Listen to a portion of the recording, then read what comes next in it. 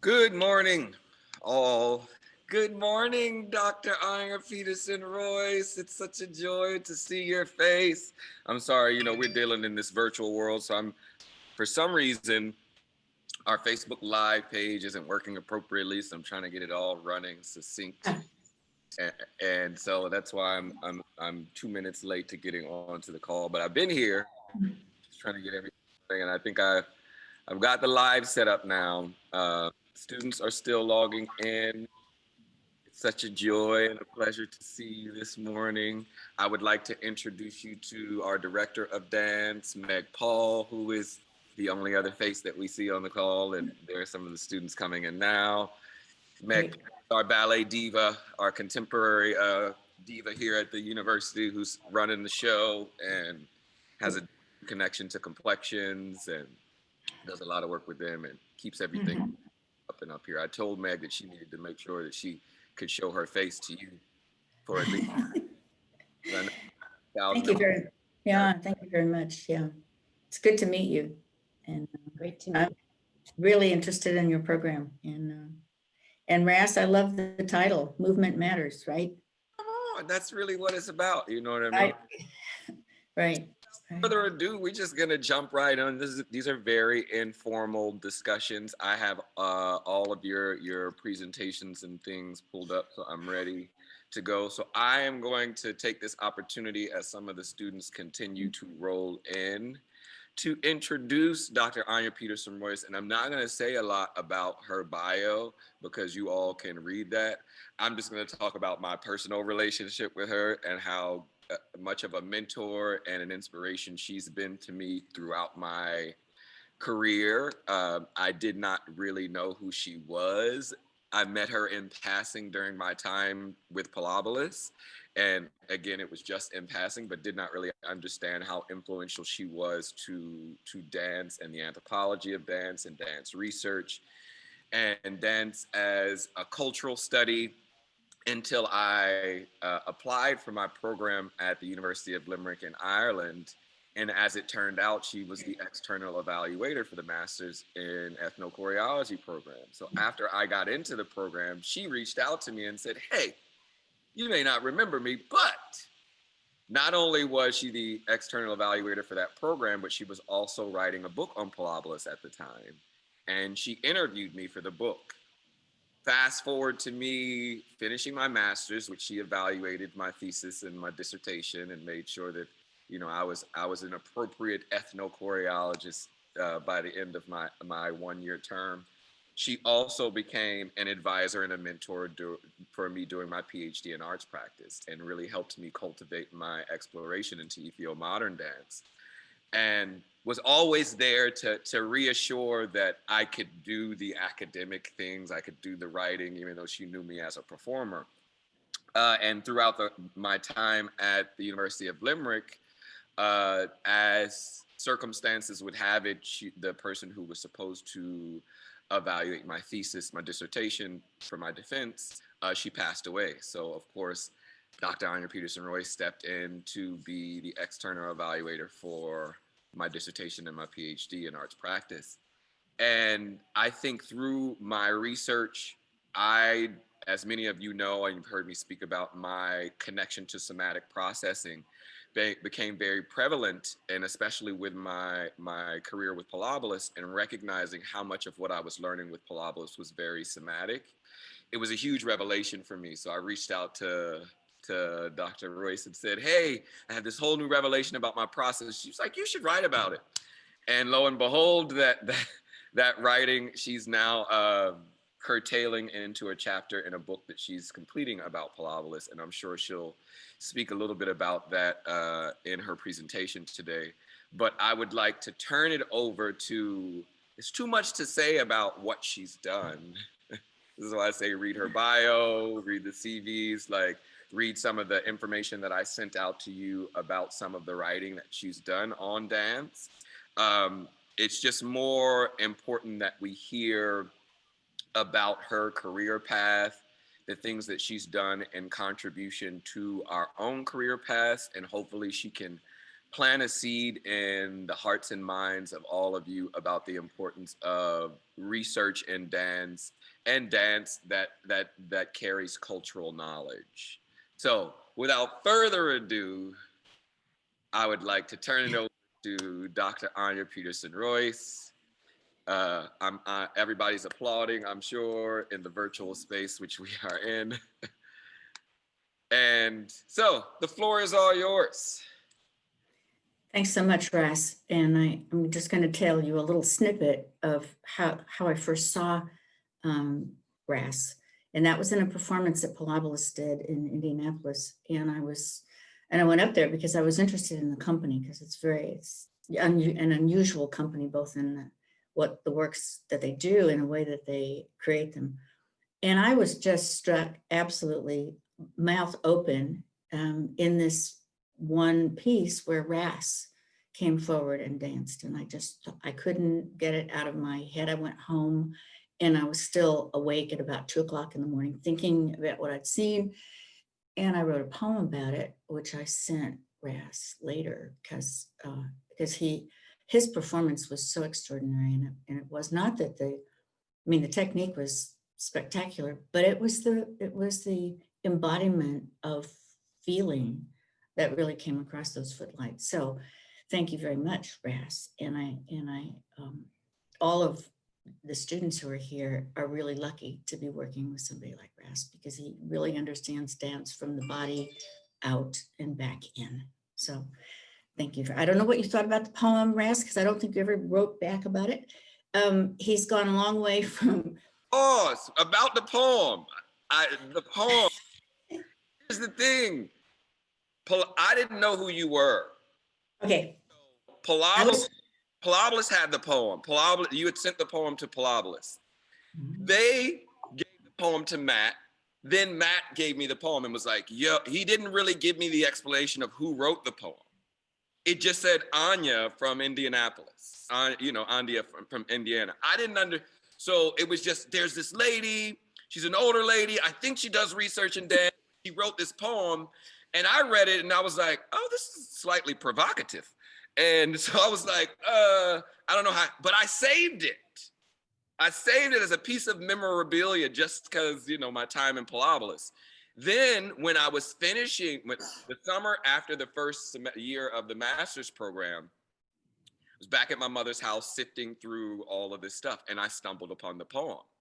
And I reached out to you and was like, did you write this? Because I wasn't making the connection. Because it said Anya from Bloomington. And I was like, did you write this? And she was like, yes. And I still feel the same way. And I was like, oh my God, Anya wrote this poem about me and she still thinks that I'm great. Like, this is amazing for me. Like, it was a huge, full circle moment of, okay, I never responded to the poem because I didn't know how to respond. I didn't know who I was responding to and what I would say. But, through the years, I was able to express my appreciation for your appreciation of me as a performer, and then through the research that I went on to do. So I didn't know how to respond. That's why you never heard back from me. What was I supposed to say?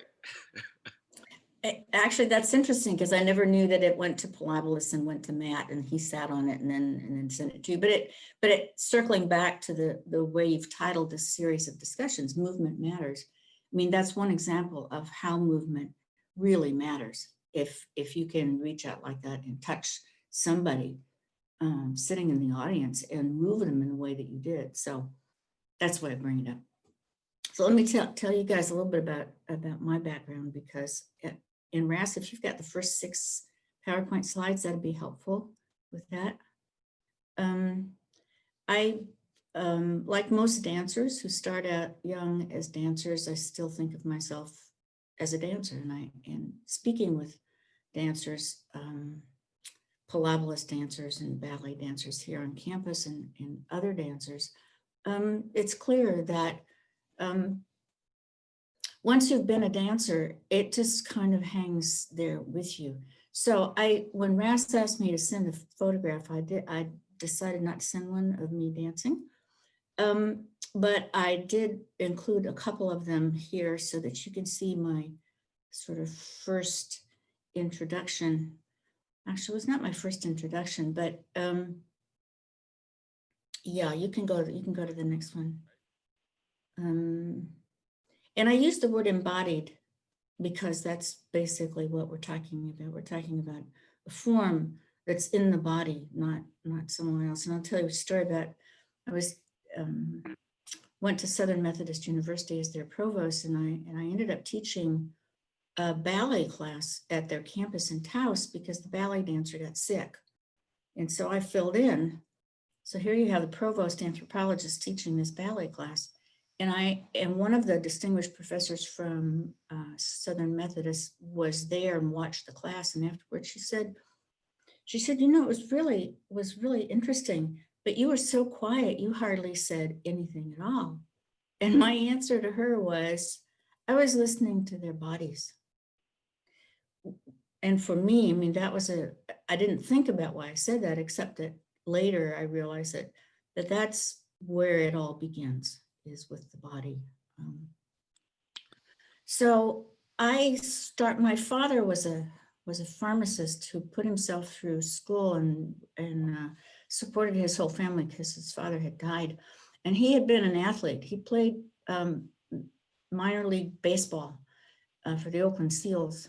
And so I was his first child, and he decided I needed to be an athlete.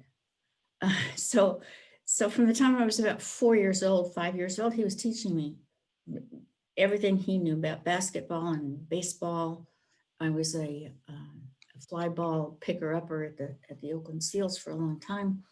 And so through high school, I lettered in 3 sports, basketball and field and baseball, actually, and volleyball. And I quit baseball because they wouldn't let girls pitch overhand anymore. And I didn't want to learn how to pitch underhand. So I quit baseball. But I was an athlete through high school. And my mother, of course, came from a family at that time who was very concerned with making her daughter into a ballet dancer. And so she took me, and I started classes when I was 7. So most of my high school was either captaining the volleyball team or commuting to San Francisco Ballet for classes 5 nights a week. And so it was a kind of an unusual career up to that point. And then my parents, of course, didn't want me to go seriously into dance because that was not a career. They wanted me to go on to school. So I applied and I got a scholarship to Stanford University. And I said to them, you know, I really don't want to go. I really want to go to New York and dance. And I had danced one summer in New York City before my final year of high school. And they were, of course, horrified. I was going to give up this scholarship to go to New York and dance. So I went to Stanford for a year, and I took Russian because I thought I'd had Russian ballet teachers, and I thought this would be useful for me. And at the end of that first year, I left the scholarship. I left Stanford. I had $400 in one suitcase, and I went to New York City and started studying. And these are some of this first slide, probably the 2 teachers who are most important for me. And those of you who are dancers know kind of about lineages and how they matter.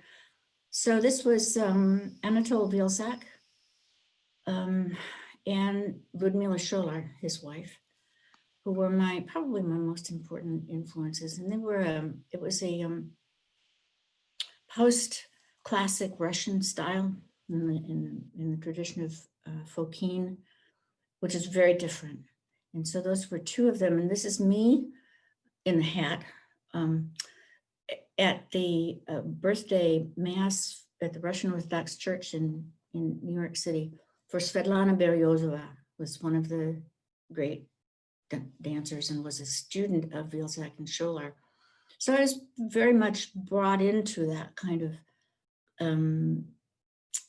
company of people who danced, even though I was really a student and doing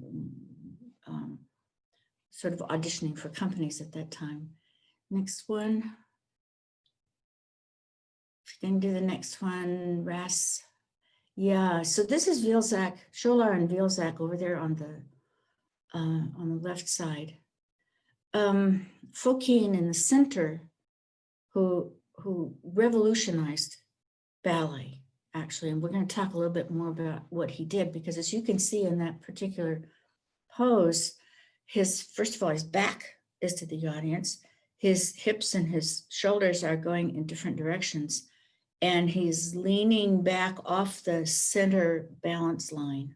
So if you remember that, we're going to talk a little bit about that when we talk about other kinds of ways that the body can move in space. And then Ras, if you want to sneak over there on the right side, that's me. Can you get me off the, yeah. I'm pointing to you. All right, well. It doesn't, did you want me It to won't, blow it that? won't go, okay, I didn't realize it wouldn't do that. Because I'm running it through Zoom and a screen share thing, like, so. Okay. Okay, so you guys can go back and look at it later, because Ras has got the PowerPoint slide. That was me. On the far right, on the floor, on kneeling, right? I wouldn't call it kneeling. I got a part in a ballet that was based on Scheherazade, which was one of Mikhail Fokine's famous pieces. And I was dancing Zobeid, the slave in Scheherazade. And so that was actually, it was my last performance before I was injured. So, so I was very much raised in this tradition of post-classical ballet from Fokine on, and Vilsack and Schuller were the teachers who were really important. Okay, next one. I also was interested in other kinds of dance, and maybe that was my high school, or maybe I was just an incipient anthropologist. Carmelita Marachi is over there on the left-hand side, and she was an extraordinary dancer, not well known because she was also temperamental, and if she didn't feel like she was up to it, she just canceled the performance. So people stopped hiring her, but she was an extraordinary teacher, both ballet and flamenco. So that was my first foray into flamenco, which we'll see makes a piece of what I've looked at as an anthropologist. The center photograph is my Zapotec sister. The Zapotec are indigenous people who live in Oaxaca in the Isthmus of Tehuantepec. And I started working with them in 1968.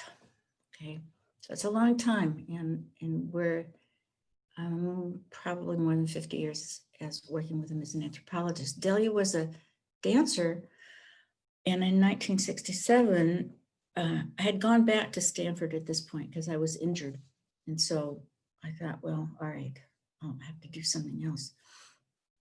And I got a scholarship to go to Mexico and do any kind of research I wanted to do. And I thought, why not look at dance? So I spent 6 weeks with the Ballet Folklorico in Mexico City, interviewing the dancers. I see somebody nodding. Ana Sanchez. Okay. It was an extraordinary 6 weeks because I had flamenco, but I had not done anything like their repertory before. And so I learned it all, and they taught it to me. And at the end of it, they asked me if I wanted to stay on in the company. And I said, that's really interesting, but I need to finish my degree. So from the 6 weeks with the Ballet Folklorico in Mexico City, I went out to 2 places, to Veracruz, to see how dance was done by people who were parts of communities, and looked at dance there. And then I went to the Guelaguetza, which is a huge festival every summer in Oaxaca City, outside of Oaxaca City. And next to the last group who came and performed was this group from the city of Juchitán. And they just blew me away. They were so extraordinary in the sense of being comfortable in who they were, and their kind of pride in being Zapotec. And I thought, I need to know more about those people. So when I graduated in the summer of 1968 from Stanford, I went back down to the city where they came from, and I was buying bread at a bakery, and I saw Delia, this young woman who was also buying bread, and I said, "I have a photograph of you dancing at the Galagetza last year," and so we got to know each other then, and I had just gotten married too, by the way, and so my husband and I had driven down there in an old Volkswagen, which actually fell apart. And so we stayed another 2 months, which we hadn't planned on, which made me even more interested in continuing my work with the Zapotec of Juchitán, who are still an indigenous group, who are very much known throughout Mexico and the world for their support of indigenous rights. And the last photograph, now that you can actually see me, was dancing at there are these huge festivals, fiestas that people belong to, and every year they do an all-night dance. So this was my first one of these, the vela of the family that Delia belongs to. And I was dancing one of the traditional sones at that vela. And I was dancing with another friend, and the friend's mother looked at the photograph and said to her daughter, "You should learn from Anya, because look, she's dancing right, and look at how you're holding your skirt," which was embarrassing for me. But it was, my Zapotec at that point was really minimal, but I could really dance. And so that became an important part of who I was in working with them, and still is a very important part. Next one. This is the first real ethnographic field research that I ever did. I was a major in anthropology at Stanford. And this was the scholarship that I got to go down to Mexico and study. And this was the delegation that came from Juchitán to the delegates in the summer of 1967. And you can find Delia in that photograph. It's an old photograph, but these were the people who got me committed to doing the kind of long-term ethnographic work that I've done there. And it was on the basis of dance at the very beginning. Next one, I think. Yeah, and then the next one is sort of continuing. So my career has been back and forth between focusing on dance and how one looks at dance as it's embedded in communities, but also formal aspects of dance, which are really important. And continuing my long-term field research in Oaxaca, which I don't see as contradictory. But this is part of my work with the Palabolas Dance Company, who are a company that was appealing and fascinating for a whole lot of reasons. One was that they're totally different from any other company because the dancers actually create the work.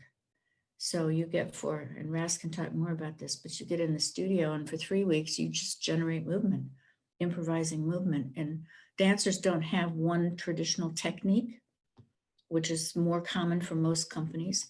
They come from all over. Some are not dancers at all. But at the end of 3 weeks of improvising and nobody saying no to anybody else, because the philosophy is once you say no, that ends the process. And that applies not just to dance, but to everything else. So I was interested in this particular company, and Ras has written actually a chapter which is on partnering, which is really extraordinary. And so it's going to be part of this book, which is now in, I hope, its final revision.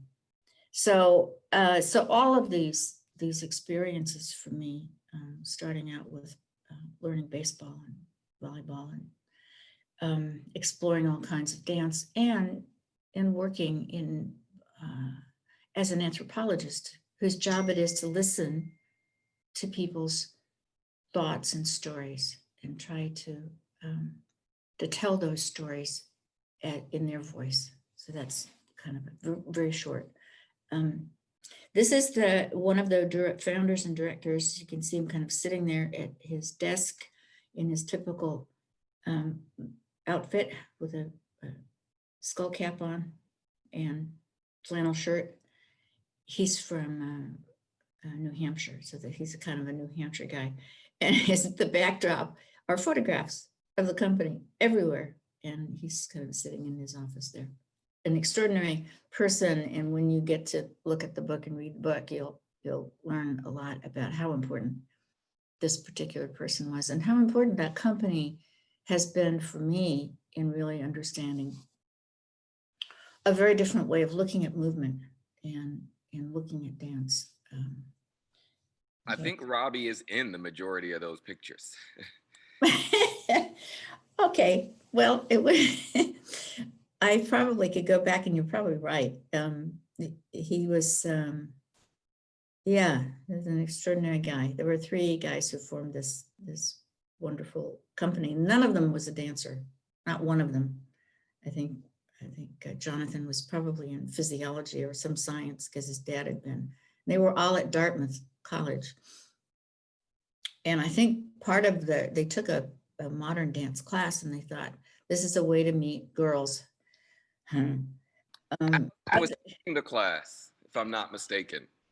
Allison Chase was teaching. Allison Chase was teaching the class, and I don't think Martha Clark was there in the class, but Robbie and Jonathan and Michael became the founders of this company, and then Allison Chase and Martha. Moses Pendleton, Michael. Moses Pendleton, right. So you need to go back and look at this company because they have done some extraordinary work and are still doing that kind of work and have gone through a lot of adaptations and changes, but the basic philosophy has been the same. So I sat through many workshops, summer workshops of Pilabolus to see how they worked with people who were not dancers, people who were dancers, people who were really good dancers, and how they taught their kind of philosophy of how one moved and how one created movement with somebody else. And Robbie was really important in designing those workshops.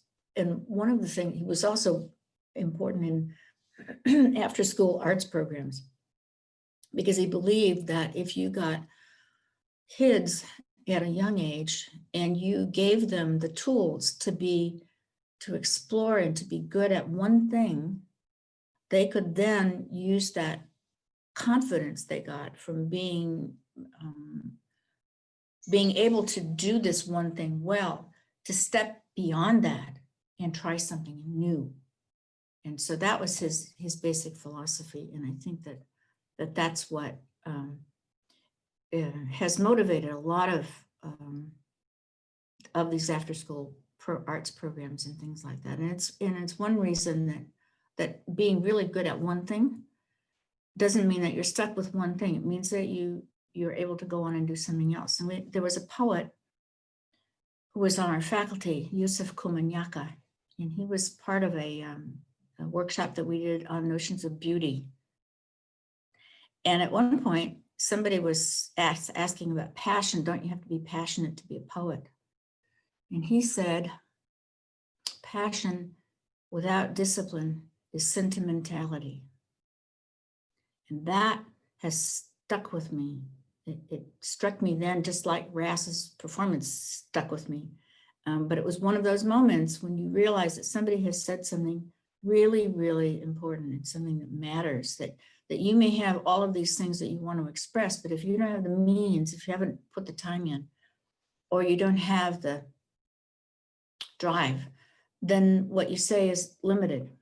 Okay, it's sentimental, not passion, because we often use passion as a way of describing something that we think is really out of the ordinary, but it's based on hard work. Okay, you guys, I don't know if you can send questions in or if you have questions, but let's take some time at some point for people. in the chat if they have questions. Just You're type. going to collect them? Yeah, I can see them, and there may already be a list that Taylor may have, and she'll forward that. Okay. Okay, that'd be good, because I really want to give you a chance to raise questions and have this be a conversation. So here I am as a dancer, still thinking of myself as a dancer. I'm doing Pilates and gyrotonics, but thinking of myself as a dancer. But as an anthropologist, as an ethnographer who works in Mexico, but also in Hungary and Poland and France and Italy. So let's look at some of these trends in dance research and practice that have kind of characterized the field of how do anthropologists or ethnochoreologists look at dance, and why do we do that? Why do we bother looking at it when, you know, maybe other people think it's not important? We look at it in terms of form and content and context as the way that we start with analysis. And we look at it because we believe that embodiment, that being in one's body and how one is in one's body is fundamental for understanding anything about dance and anything, in fact, about human community. It's a lot of the work has been done on recreations and legacies that researchers have done, and then finally, and certainly more prominent right now with the pandemic, because in-person performance is not so.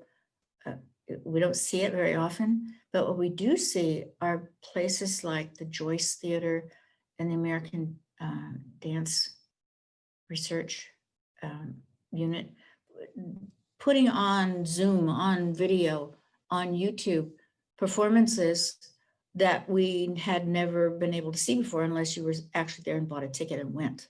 Okay, so it's an opportunity to see extraordinary dance and movement, and a lot of it is indigenous people of color, and so we're being introduced to these whole notions of identity. What is identity, and how do we use it? What about mobility? How do particular dance genres or people travel around the world globally, and why does that matter? Next one. Okay, so these are just, I was learning how to do PowerPoints with these little tables. So this is pretty elementary, but looking at how do we, when we start looking at dance, what are we looking at? Oh, we're looking at form, first of all, because because the body is there.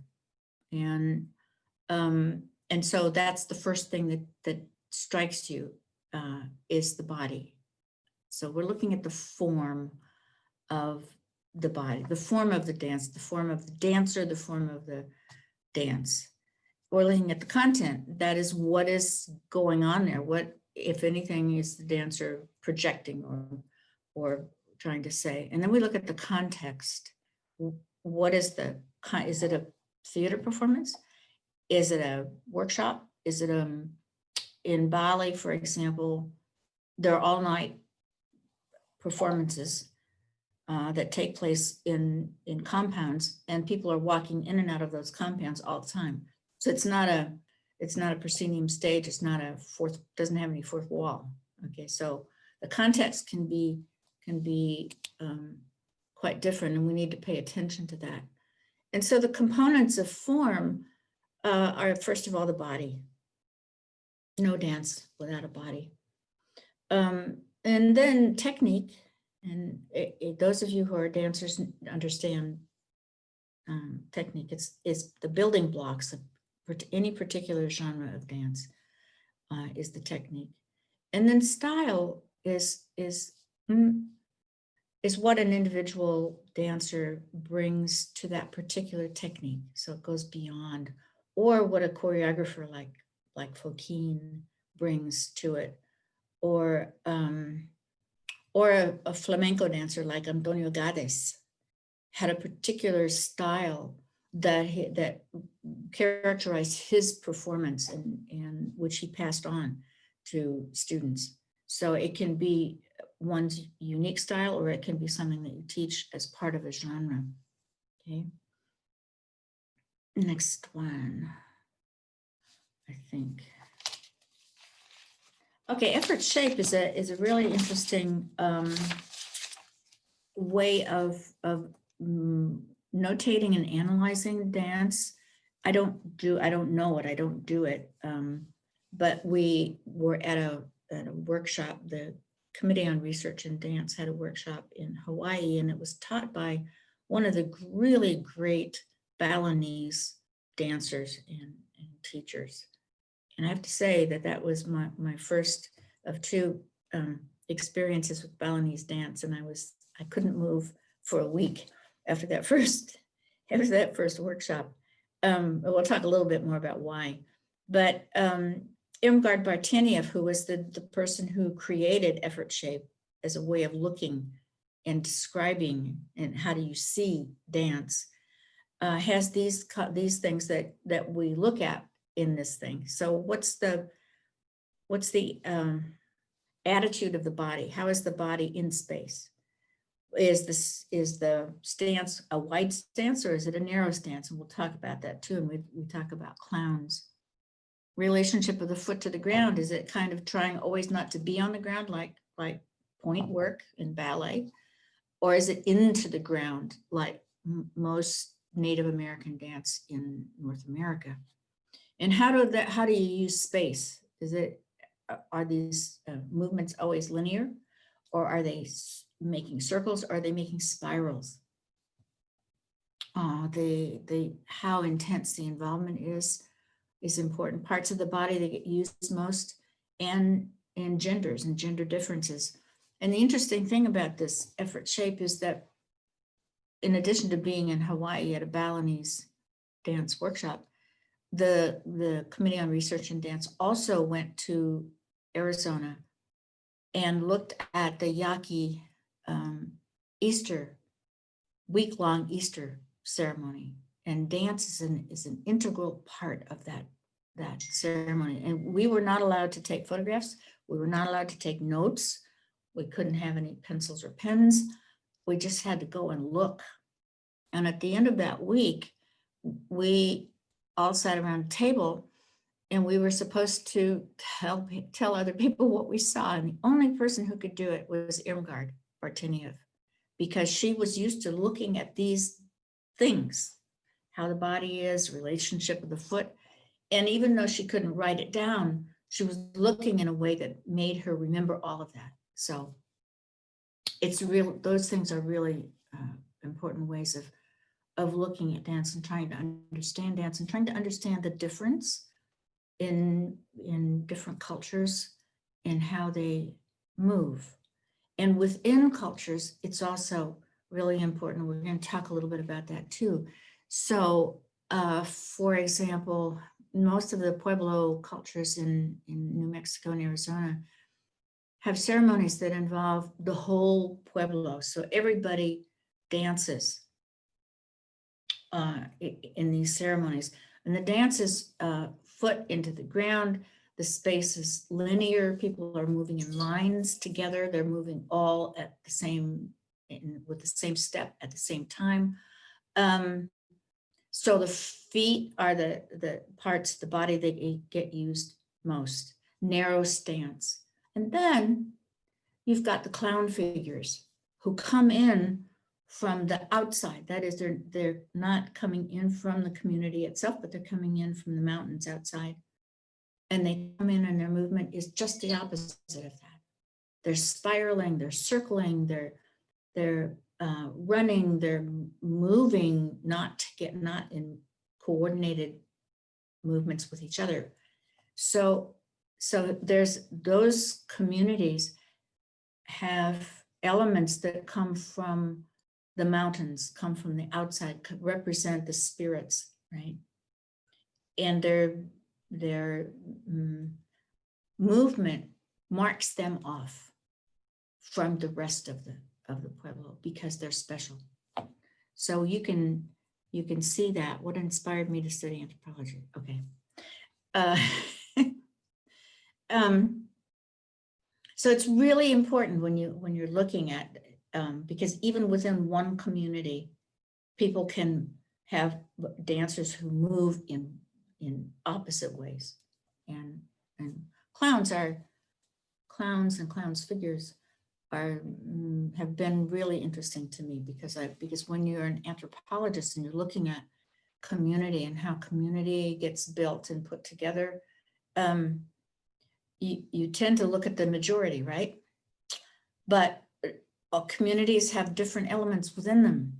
And some of those elements are really, really crucial to the continuity of the community. And this is I'm gonna kind of angle back around to answer that question about being an anthropologist.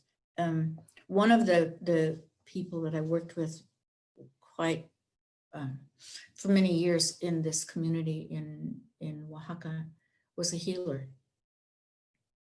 And he was not, I mean, he was part of the community, and people went to him because he could tell you how you were feeling and why you were feeling that way and what you might do. And he went into trance. That was part of the healing. So he would work with you for maybe 45 minutes, and then he would go into trance, maybe for 5 minutes, 10 minutes, and then he would come back and he would tell you what he had seen, what he had diagnosed in that kind of trance. And that made him special. It made him very different from the rest of the community, but it made him, in that community, it made him really, really important, because you could go and you could feel that he was taking care of you. And I actually did go into trance once with him, which was kind of extraordinary for me because I'd never thought about it one way or the other, but he was in this trance, and I was sitting there like I usually did, waiting for him to come back and tell me what he had seen. And then I found myself with him on this riverbank, and the river was full of flowers, and he said to me in that trance place, "I knew you would come." And that kind of it made the relationship deeper. Maybe when he died, I went down to I couldn't be there for the 40-day mass or the funeral, but I was there the next year, and I went with his niece to his tomb in the cemetery. And the tombs are above ground, and you go and you take flowers and you decorate them. And his tomb was way off in one corner, and so we were walking through the cemetery for maybe 15 minutes, and then I heard this voice saying, "I knew you would come." And we turned the corner, and that was his tomb. So I don't know how to explain that. I mean, as an anthropologist, I recognize it, but it's something that goes beyond being able to analyze in anthropological terms, I think.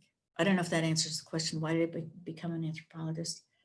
I'll get back around to that one. Okay, circle back around. But they did want me then to train to be a healer. And I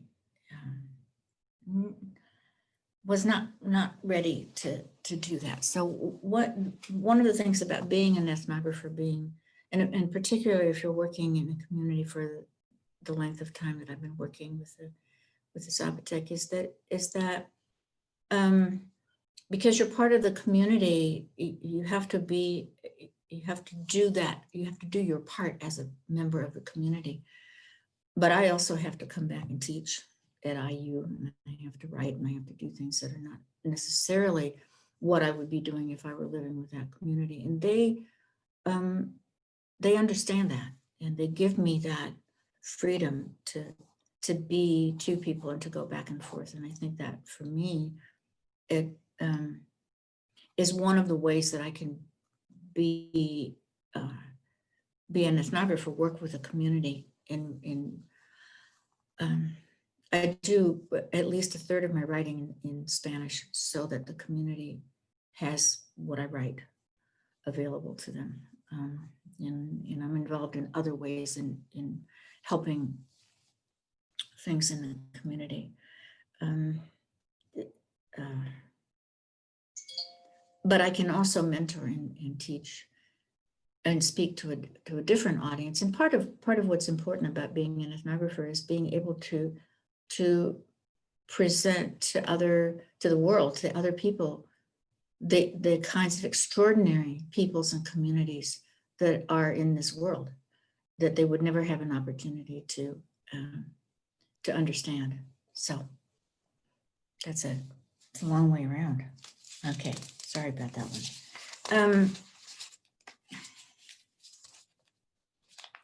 I don't know what the next, can we go on to the next one, Ras?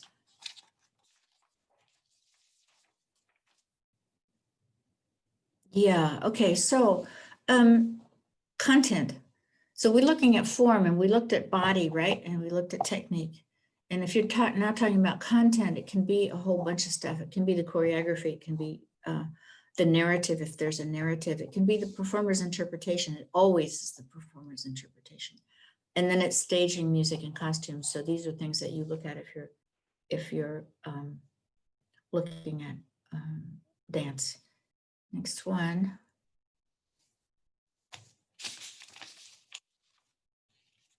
And then the broader social context, because dance doesn't happen in a vacuum, right? So and there are all kinds of things that you can look at. You can look at the setting and the social cultural setting. So for example, when I mentioned Balinese dance is done all night long in a compound, and people are wandering in and out of the performance all the time.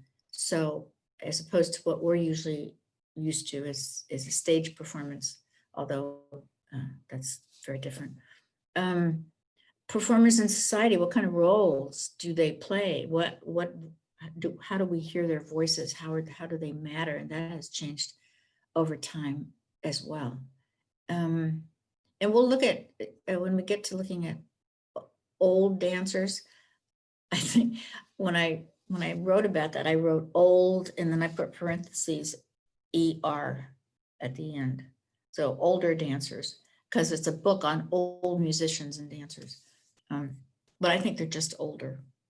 When we look at that, their role as performers changes over their lifespan, and they change other people because of that. So we'll talk a little bit about that too. And purpose, what is the performance about? What's that dance about? Is it a social dance that one meets somebody? We're going to look at tango. Actually, the next one is going to be tango. So what's the purpose of that? And all of that goes into that context and the history. So there are lots and lots of things that you look at when you're looking at that go beyond just the form of it, of a particular dance. Okay. Can I have the next one, Ras? Okay, so embodiment is a focus and a method, right? So we're looking at the senses. It's an experience of the senses. Even if you're sitting in the audience, you're feeling that kinesthesia, multiple meanings. Okay, so when you look at embodied, actually, I'm teaching next semester. I'm teaching a seminar called Embodied Identities, Global Performances and Performers. So it's just a lot of, I shouldn't say this, the history of scholarship has been divesting of ourselves of the body, right? So that we just are these minds. And, luckily we're going back around, I think, to understanding how important the body is. Next one.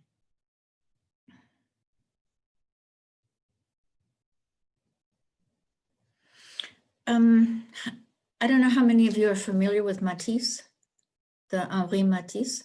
was an extraordinary French painter, end of the 19th century into the 20th century. And Diaghilev convinced him to do set designs and costumes for the Ballet Russe at one point. He didn't like Diaghilev at all, but he liked the dancers. And he loved clowns and acrobats and traveling companies. He grew up in just south of Paris in a rural area. It had a lot of traveling companies coming through, like the Commedia companies coming through, and he loved that. He loved clowns. He loved things that were did not fit quite right into society. Okay, so if you look at that, one of his, actually IU has a whole series of his, it's called the Jazz series of paper cutouts. And we own a whole bunch of these, and they're extraordinary to look at. So that he loves circuses. So this is an acrobat in the circus. So look at that body. It's off the center line, right? It's out of balance. It's got a real different relationship to the space that it occupies. And it flows in a different way. And when you look at clowns in how societies define clowns, they're always off in some way. And they show us basically by being so out of what we think is normal, they show us what we think is normal. Okay, so they play a really, really important role. If you look at the dancer, the young, she's a Balinese Lagong dancer. They start when they're about 5 learning this role. And by the time they're 15, they're too old to do it. So, but if you look at her, you compare it to the acrobat clown of Matisse, they're quite similar because she's not, there's no plumb line going down there through the body that she's on, right? She's off the plumb line. And her arms are going, they're not symmetrical, right? Which is what we expect. And her head is angled. So it's important to pay attention to those kinds of ways that the body moves in space and moves around itself in space. Next one. That was a really deep concept there. What? Well, you tell me.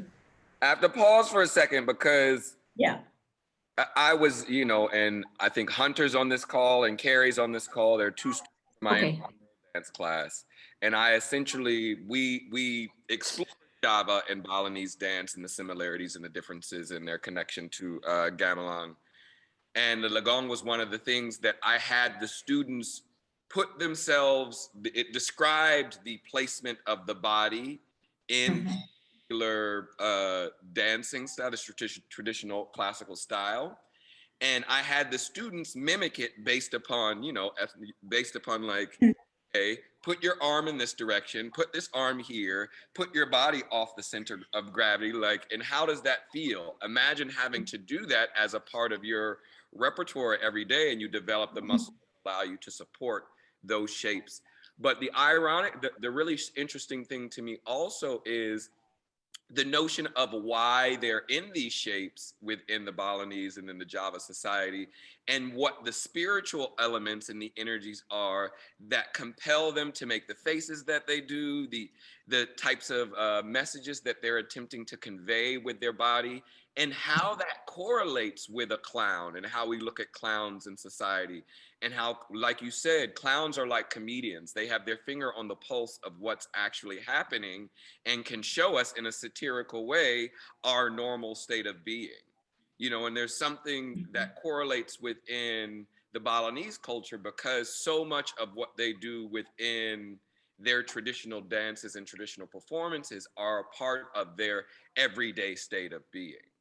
Right. I thought that was interesting, as a reacher and as a researcher. Okay, Carrie. Yeah, that's great. Actually, there are 3 anthropologists who've been really important in writing, 4 actually, writing about Balinese dance in this particular way, looking at that. Sally Ness, who's one of them, and before her, Gregory Bateson and Margaret Mead actually talked about this whole, the way that the dance comments on and fits into Balinese society, which otherwise is, has its rules and regulations, and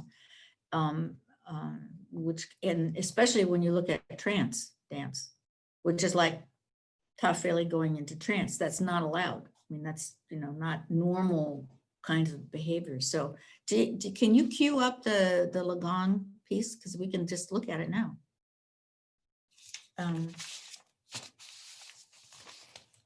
Yeah. And then we come back to.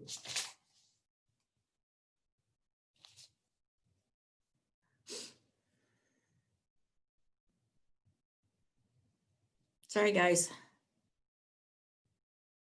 But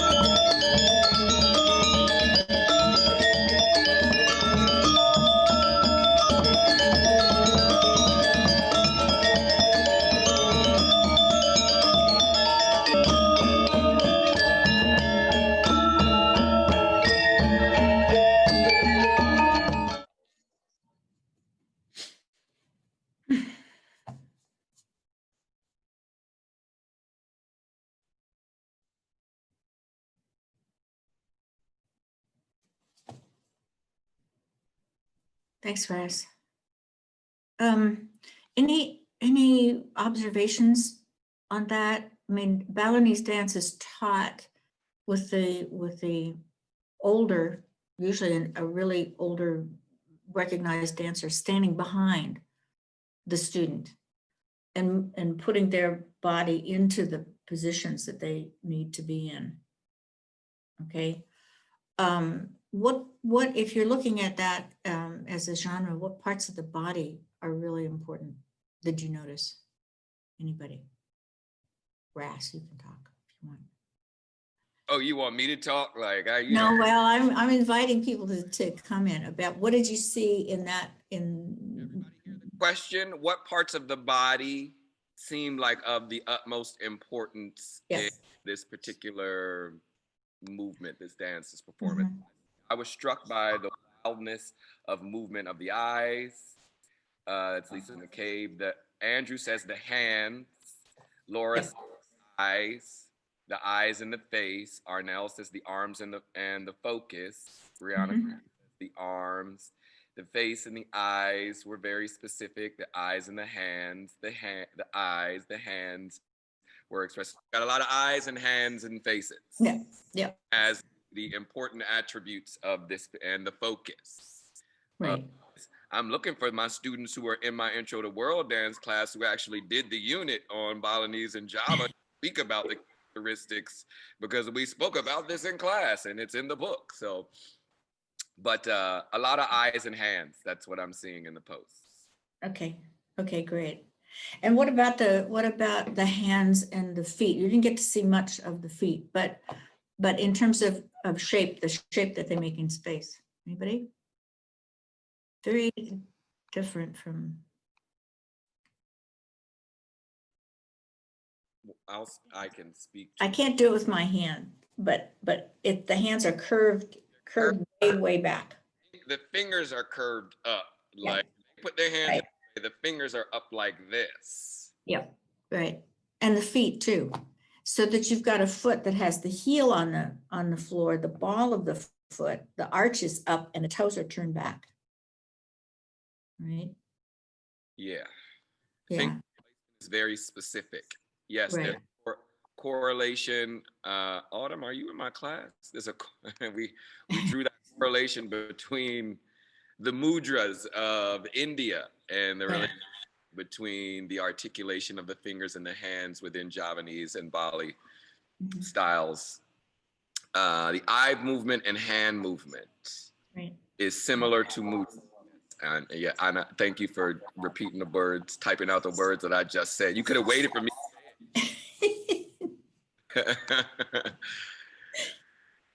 Yeah, okay.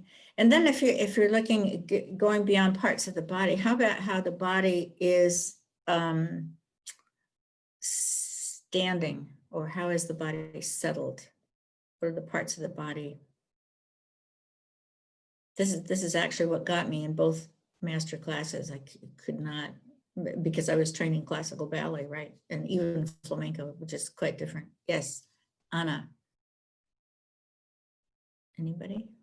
You can unmute yourself and talk if you like. I was just gonna say that it's not very like centered. So she's moved, like the dancers were moving a lot, and like I could see sometimes their shoulders would go off balance or their head would move different ways. So it'd be like kind of like a little like a spiraling kind of move, but it's not like spiraling this way. It's more like a snake. Yeah. Um Good. so that's what I noticed, and it was like I don't know how they're doing it, but like I can't even stand while like trying to like position myself to look like an S. Yeah. So yeah, that's what I noticed about like their body shape in space, which is really cool. Great. Also how the body feels, the density of the body and how it feels inside itself. I mean, one of the things that struck me, again, as trained in a totally different discipline, was the raised shoulders. And, you know, this whole thing, because in ballet, everything is kind of down, right? And so, you know, the shoulders are up and raised. in a way that I think if you start when you're about 3 or 4, you learn how to do really well. But I think it doesn't sit too well on bodies that are not trained in that kind of way. So it's a very specific way of moving, which is totally different from most of what we do. And then you saw at the very end, there's a masked dancer, right? So most of these dances are done as dance dramas, and they have a story that gets told.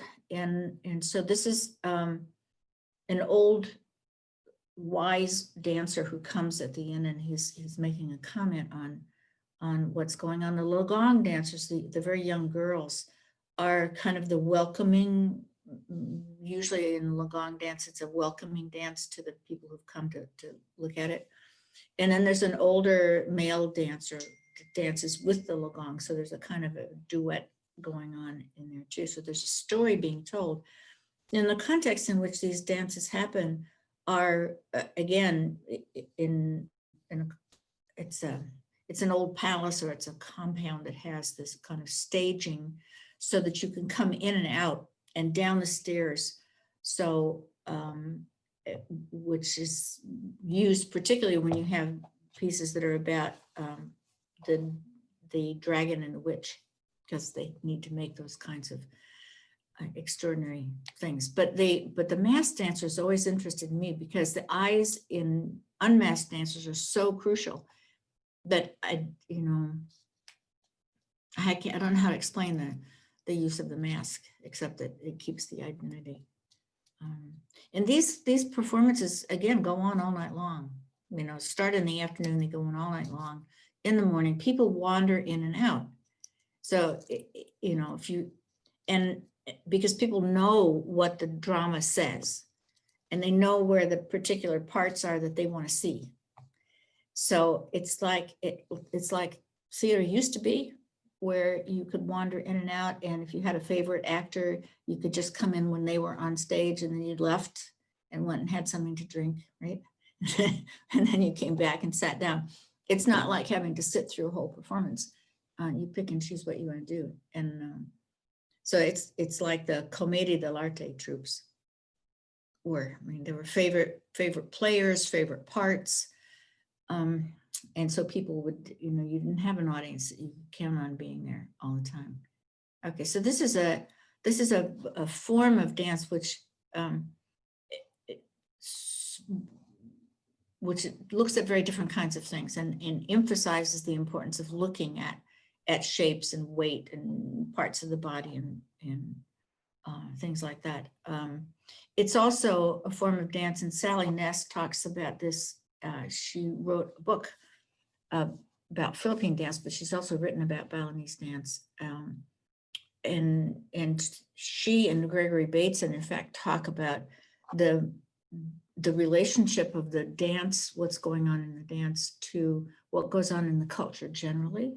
That the culture has moments of being off balance, out of balance, just in ordinary, regular kinds of things. And they have ways of bringing it back into balance. And so, so they see that kind of off balance, back in balance, reflected in the dance. So here's another example of why, then that second one, bodily balance and cultural balance. Okay, so it's another example of why it's important to look at bodies, basically, and at bodies, particularly bodies in movement and that kind of thing. I did once I was asked to do something. It was an American Anthropology Association meeting. I was asked to comment about why dance mattered and stuff like that. And so I asked the question of all of these anthropologists who were in the audience, and I said, how many of you feel that you're fluent in the language of the culture that you work in, that you've worked in for a long time? And about 90% of the hands went up. And I said, how many of you feel comfortable in being able to describe the way people move? And about maybe about 12 hands went up out of a group of 50. And I just said, that's my point. If you're only listening to what people say and you're not looking and feeling how they move, then you're missing a whole big chunk of what's going on. I'm gonna show you. These are actually three of my really all-time favorite dancers. Antonio Gades. Does anybody know Gades? An extraordinary flamenco dancer. It worked with Carlos Saura in 3 films. Carmen was one of the films that he worked with. And then Carlos Gavito and Marcela Duran, probably my favorite tango dancers ever. And Gavito, both Gades and Gavito are dead now. Duran is raising horses in Kentucky. So might be able to get her up here at some point. But both flamenco and tango have their relationship to space, and to if it's a partner, the relationship to each other's partner, and they're different, and which marks them off. So, and tango has a whole history behind it. The real history is that it was done by immigrants to Argentina in the late 19th century, and it was done in the lower class barrios in Buenos Aires and places like that. It was a street dance, and then it turned into milongas, which were inside, and then it became a huge popular dance around the world, and it got changed when it did. As it went to, Finland has more tango dancers per population, I think, than anybody else in the world. And so if you can imagine Finns dancing the tango, it shows you how cultures adopt particular kinds of genres and accommodate them to their own. So can we show the Carlos Gavito and Marcela Duran tango piece, and then I'm going to show you Antonio Banderas doing tango, which is night and day. Okay, so Gavito and Duran, and acknowledged as the best, and this is kind of going into the older dancer category too, because tango dancers get better as they get older. So look at the relationship to each other, look at the relationship to space, look at the parts of the body that are important, like we did with the Balinese.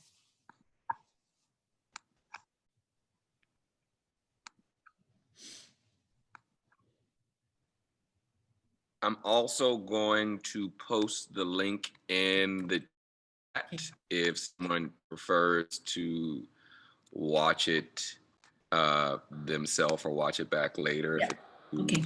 Pixelated for them. So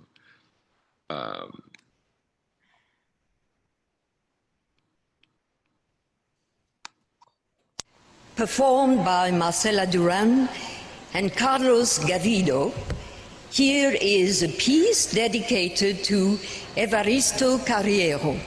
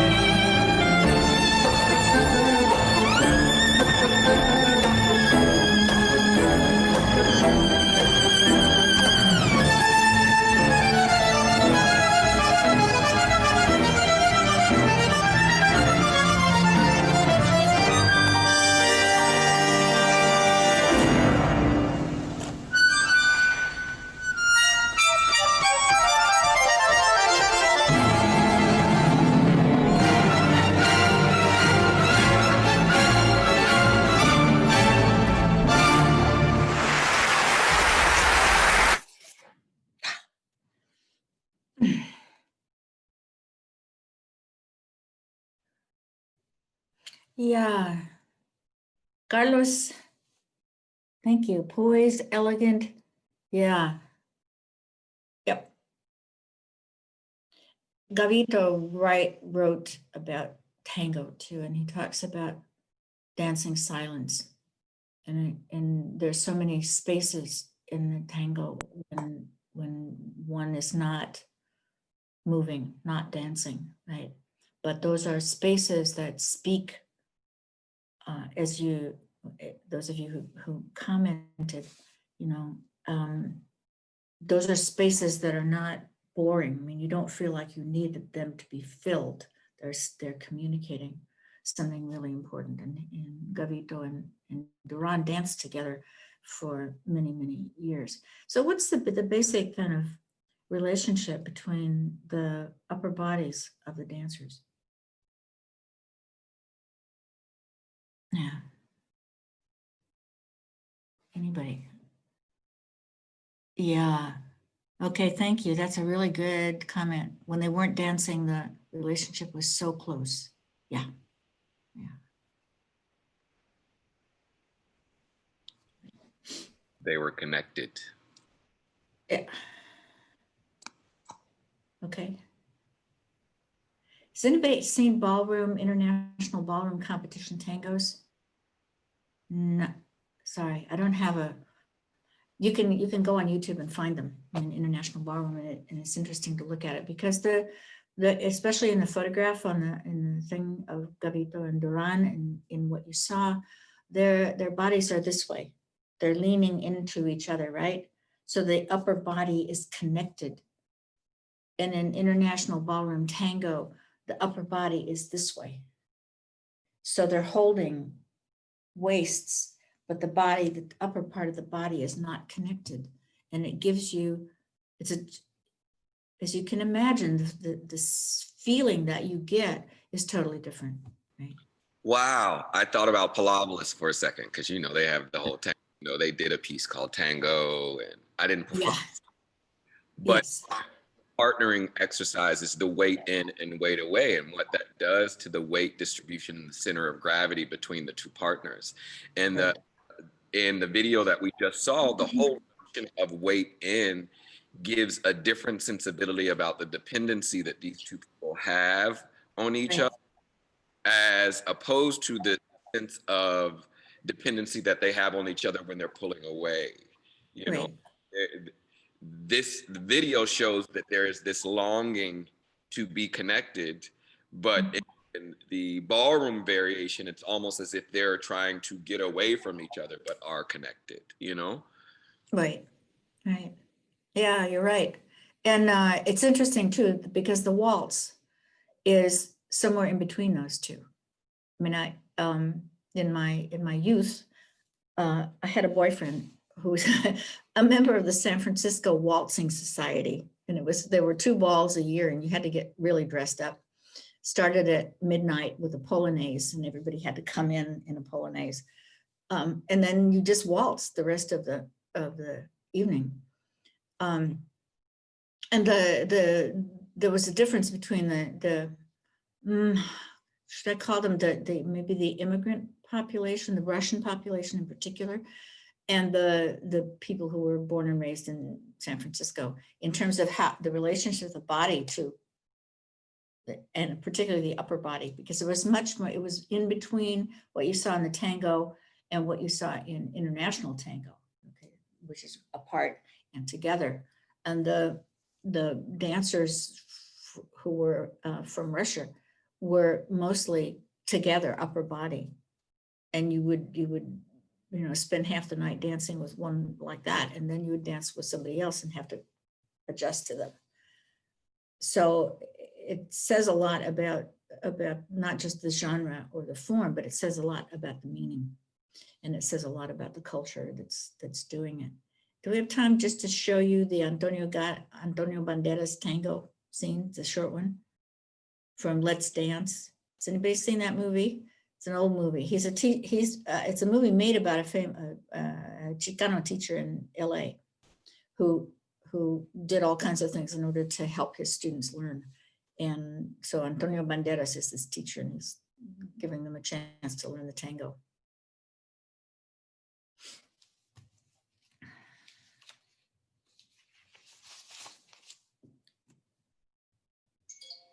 I'm gonna do a part like tonight. Just take I'm gonna sit down. I don't know, just take my mother's place and shake it off.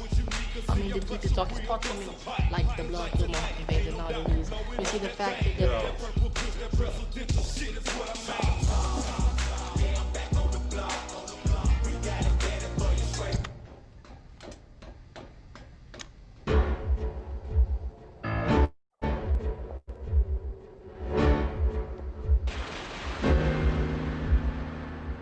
Check this out.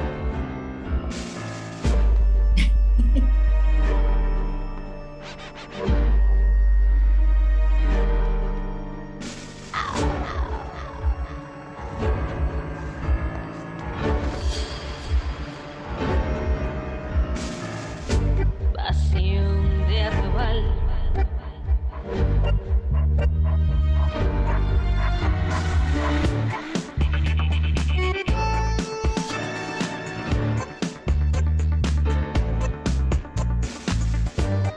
Mr. Delane just getting his flirt on.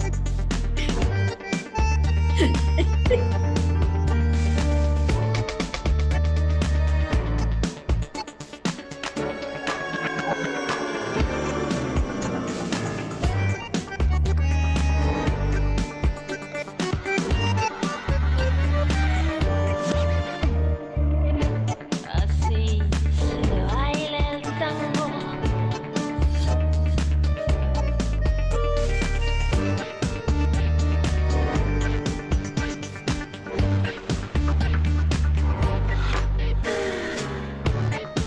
You can't do that.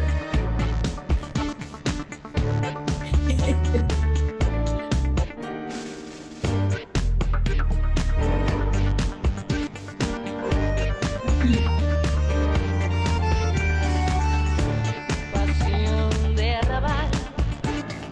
Tango.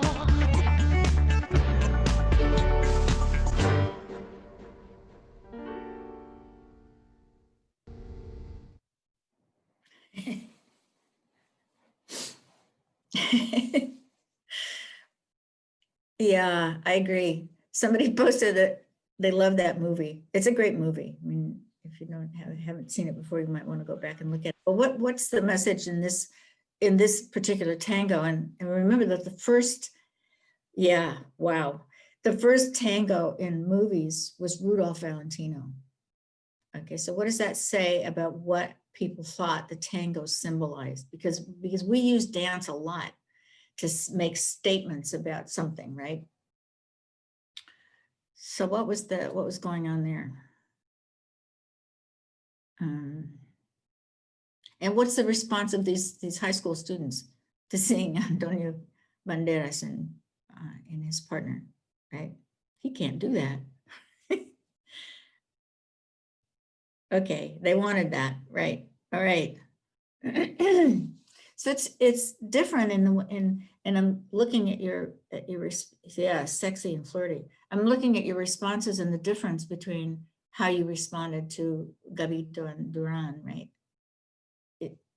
Even though they're in both cases the couple is close, but it's a very different kind of message that's being sent in this particular tango. Although Banderas is an extraordinary dancer, I have to say. But it's the setting.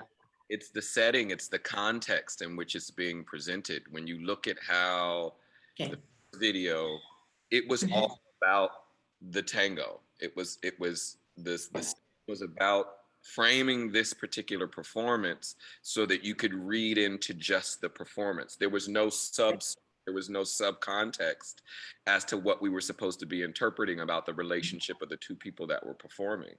When you put audience, we as the audience in the movie are watching an audience watch a performance and watching their reactions to it, we are buying into the impressions or the micro expressions that they have in relationship to the cultural context in which it's being presented. Right. They chose tango as this provocative dance to get these urban students to see that dance is not just this other thing. It can also be something that's more intimate and make them want to be a part of this particular type of dance that they probably never would have wanted to do in the first place. You know, there's no cultural reference to it for them. So to be able to show how the human aspect of the relationship is prevalent in the dance within the context of adolescent kids who have hormones that are bouncing all over the place, like they can see, oh, maybe I should do this because it may help me with possibly my machismo with getting a girl. Okay. Okay. So, and that, I mean, you're right, but it also, I mean, one has to ask, why choose the tango? I mean, and part of that has to do with the kind of image that people have had of tango for a very long time. I mean, Valentino. So, I mean, you see all these pictures of people with a rose in their teeth, and you know, and kind of, it's sexy, tango.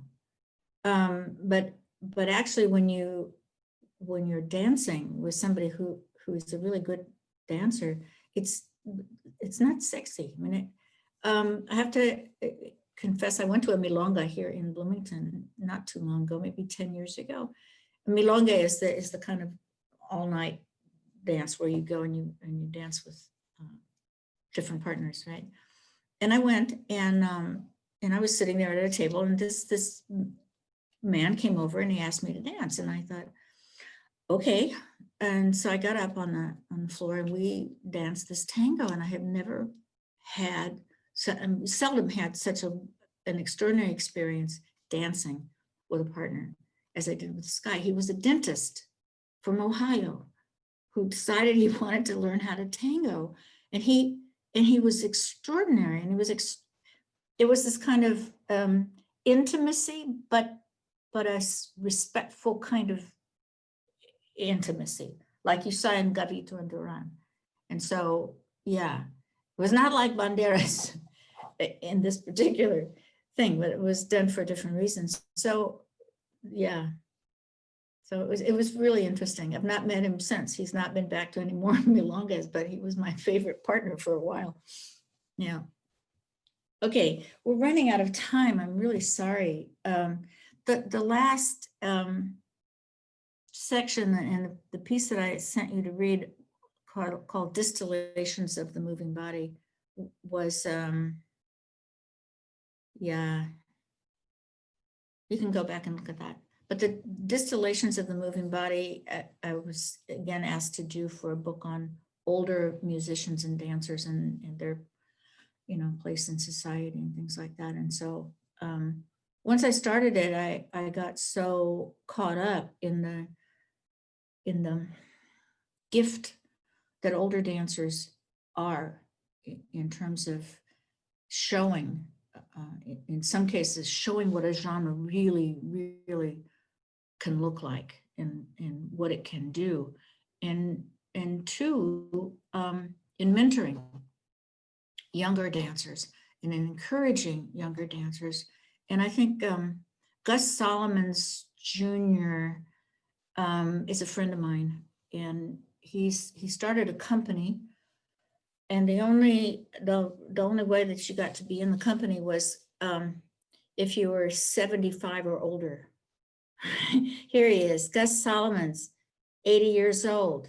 And this, I want you to read these just show you these quotes, and then I want to show you Gregory Hines and a bunch of really great dancers.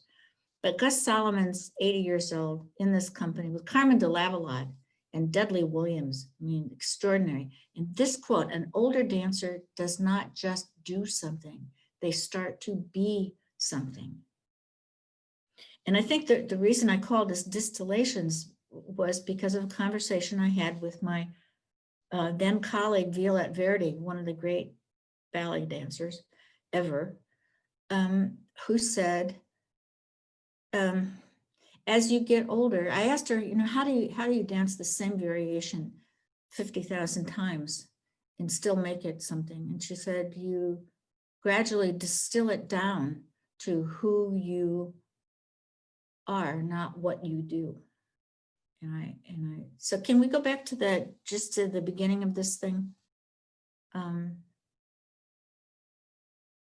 Back. Yeah, okay. Because I want you just to listen, hear the words that people said to me when I asked them about what did it mean to get older in their genre. Yeah, okay. And these are all my older. So this is Violette on the bottom left, Violette Verdi, was just an extraordinary dancer, an extraordinary teacher, and an extraordinary mentor, thoughtful, taught me so much about how to understand dance. There's Robbie Barnett. And this is Marcel Marceau, who is my friend from the time I was 18 years old until he died, and from whom I learned so much about being human and bringing joy to people. Next one. Pilobolus up there in this piece called OK Go, about the importance of community in dance. Janos Starker, and just so that you see that you can do 50,000 things in one's lifetime. I always wanted to play the cello, but I never had time because I was dancing and being an anthropologist. When I came to IU, the music school is one of the great music schools, and so I learned to play the cello. Yeah. And one of the people that I got to know was Janos Starker, who was one of the best cellists in the world. And talking with him about art and music changed my view altogether. And this is, at the bottom is Micheál O'Sullivan, who founded the Irish World Academy of Music and Dance, which is just an extraordinary place that brings together performers and scholars in conversation, which is the only way that you ever make anything, create anything. This is a group of, with Violette Verdi and me, and a group of our followers at Mini University, where the average age of the student in your class is 70. So it's a gift to be able to teach there. And at the very bottom is my mentor, Elizabeth Colson, who died at 6 years ago at age 99. She worked for 70 years in Southern Africa, and I'm learning from her. So these are all people who are important mentors, which is, and I guess the message I want to say is that it's important to listen to those people who are around you, who have had experience and think about things, maybe in ways that you don't think about. Okay, so this is their words about what it means to get old in your profession as a performer. Gus Solomons. So what does that mean? Right? It means the steps are just a means to an end. Carmen de Lavilla dancing still at 80. This photograph was taken when she was 80 years old.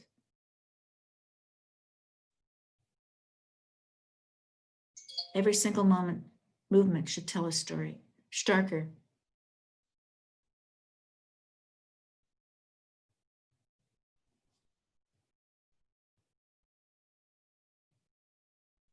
He recorded the Bach cello pieces 6 times because he wanted to see how it changed. Julie Kent, again, one of the great ballet dancers. And look at what she says. Weightless piece of fabric. So it's taking away all of the things that you add on to a genre to attract attention, but in fact don't distract from it. Oh, good. I'm glad you saw her in Giselle. Marcel Marceau. Yeah. I have to throw away what is useless, decorative, and go to the essence. Right? And he was still performing in his mid-80s. Feel that.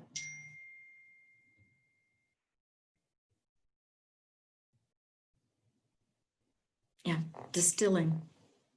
So once you become a virtuoso, then you have to leave all that behind and become, become something. Makarova. if you can't fill movement with meaning, then you don't have a place. Yeah. Ah.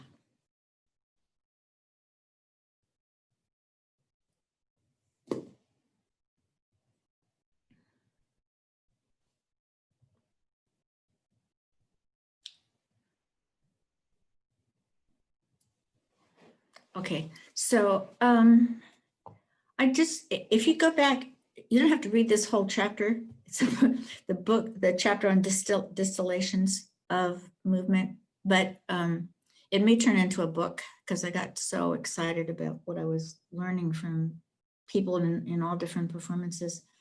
But just the last part, you might want to just go and read because it really sums up my sense of why it matters to have mature. And if anybody's not or can't find the links to these articles, just let me know. I have them all. I've sent them in the call board in attachments, but I also have the slides and the PowerPoints and things if you want to have them and take a closer look at them and maybe spark your own interest in some. Can I just I want to read you the last two paragraphs of that because they're really important. And then I want to show you Gregory Hines and some stellar senior tap dancers and finish with Dudley Williams, okay, who in a performance when he was 74, okay. Older dancers are magical in their ability to sustain community. They remind us of treasured traditions and gently mentor us into them. They help us see how old and new can sit at ease with each other. They model the virtue of being fearless. They bring us joy. And I'm grateful for them, the dancers and the teachers and the communities that shared with me their joy of dancing. I'm grateful to the ones that I didn't know personally, but I knew from a distance who made my life different. And the example I think that they set in going beyond the known and the comfortable make me believe that it's not just possible, but it's the only thing that we're called to do. And every dancer I've known and talked to, especially since I started working on this, believes that being a dancer lasts one's whole life. And there's something about that approach to everything that claims dancers forever, even when bodies make performance impossible. So moving through the world as a dancer is a gift. So now I want you to see Gregory Hines in this wonderful thing with 5 of the greatest tap dancers ever. While I set this up, can you briefly about one of the questions that was asked? Yeah. Okay. Of Catherine Dunham and Pearl Primus on your yes. own and your connection to them. So I'll be setting this up, but you can talk.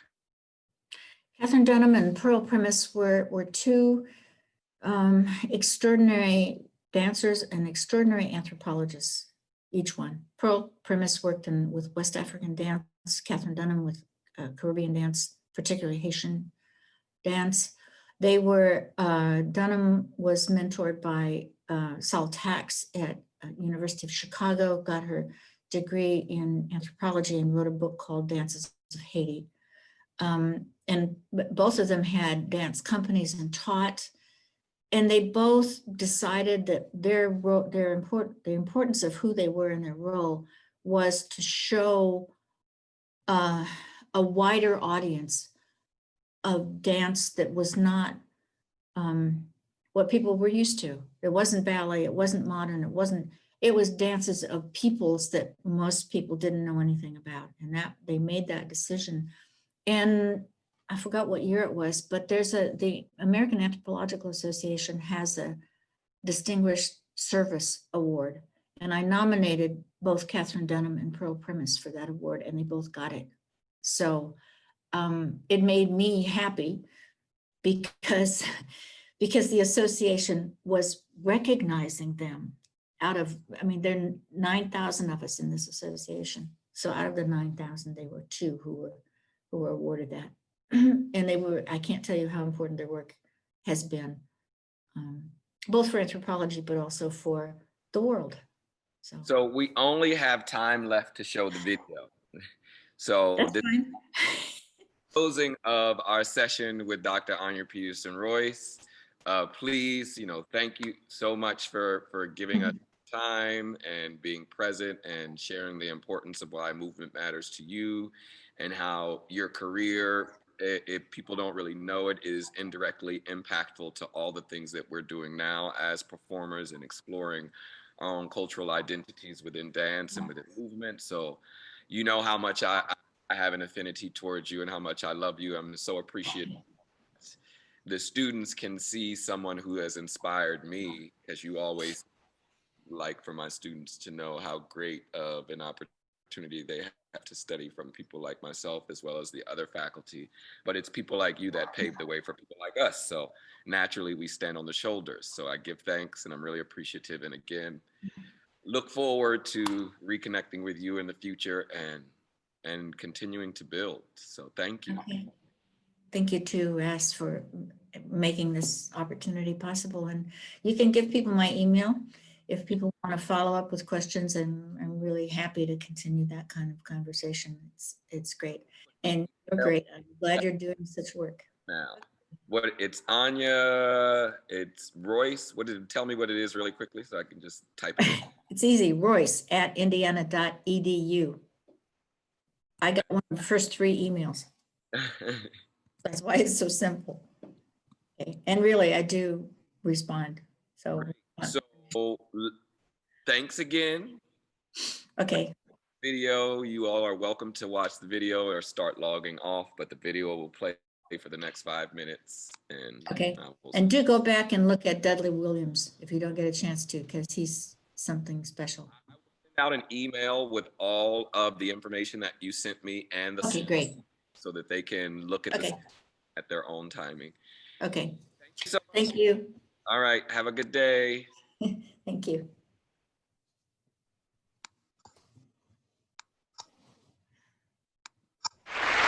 One of the worst kept secrets in tap dancing is that we steal each other's steps. And that's what we do. We just rip off each other's steps.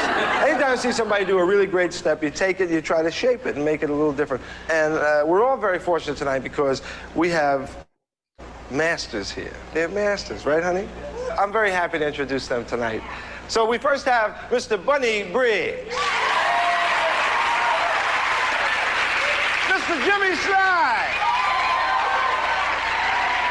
Mr. Buster Brown. And last but not least, Mr. Sandman Sims.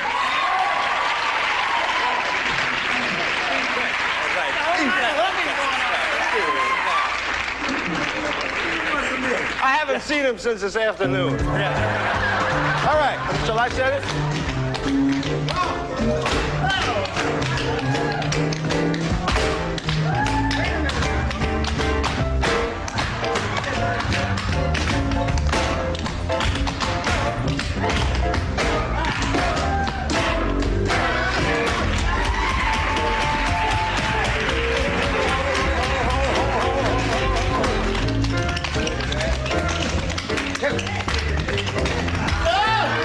Come back, buddy.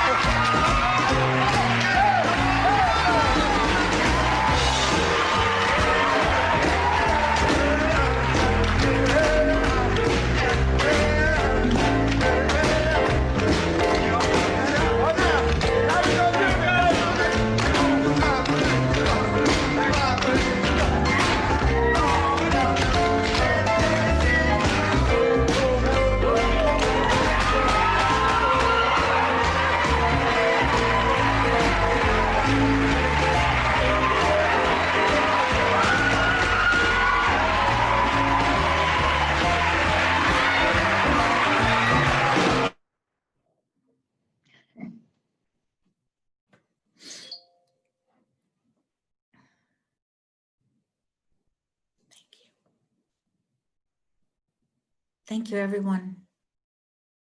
Thank you. Thank you so much.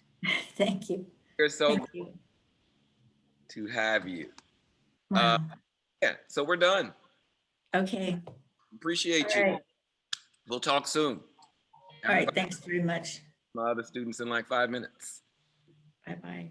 Ciao.